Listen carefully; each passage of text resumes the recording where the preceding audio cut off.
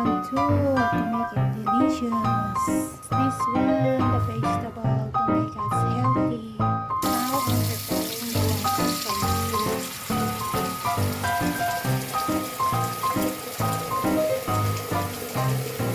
For our liver, to make more delicious, still for the hot pot, we make some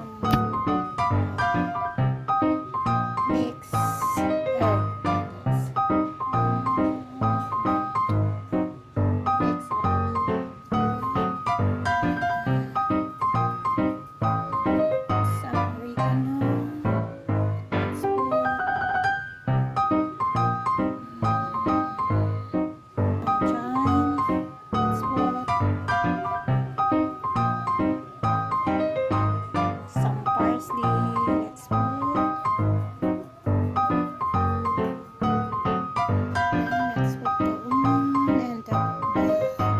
Ginger, but then turn on to boil.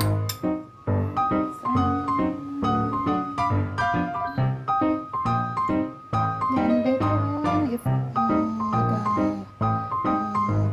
food is nearly finished, I will put the udon before I forget. When it is boiling, let's put the ingredients. Let's put first the meatballs.